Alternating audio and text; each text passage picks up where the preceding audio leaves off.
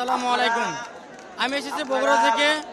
আজকে আমাদের যে প্রত্যাশা নতুন দল একটা ঘোষণা হবে, যেটা বাংলাদেশে সহ বিশ্বের বিভিন্ন দেশ আকাঙ্ক্ষা করেছিল। বাংলাদেশের নতুন স্বপ্ন নিয়ে নতুন দেশ গঠন করবে এবং এই আশায় ব্যক্ত রেখে বাংলাদেশের মানুষ আজকে আকাঙ্ক্ষা করছে আজকে যে দলটা ঘোষণা হবে এই দলের আবির্ভাব নিয়ে, এই দলের প্রত্যাশা নিয়ে আগামীতে দেশ গঠন করবে।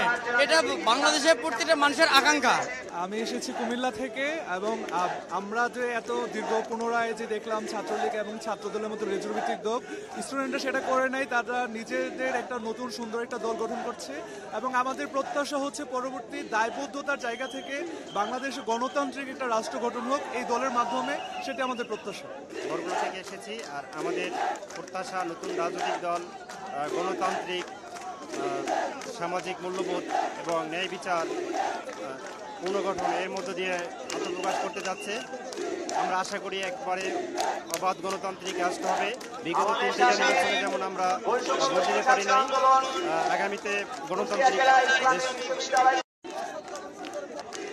আসসালামু আলাইকুম। নতুন একটি রাজনৈতিক দল আত্মপ্রকাশ করেছে, সেটা হচ্ছে জাতীয় নাগরিক পার্টি। আমরা সবাই এই দলকে সাপোর্ট করছি। তো আমাদের এই একটাই প্রত্যাশা যে এই দল আমাদেরকে সুস্থ সুন্দর জীবন একটা ধারা ব্যবস্থা করে দিবে এবং আমাদের সামাজিক রাজনৈতিক আমাদের যে একটা সামাজিক রাজনৈতিক যে একটা আকাঙ্ক্ষা আকাঙ্ক্ষা আমাদের যে একটা বড় কাজ সেটা ফিরিয়ে দিবে এবং আমাদের যে মৌলিক অধিকারগুলো ফিরিয়ে দিবে। আমি আজ 2013 সালে ভোটাধিকার লাভ করেছি, কিন্তু আমি ভোট দিতে পারিনি, সেটা ফিরিয়ে দিবে।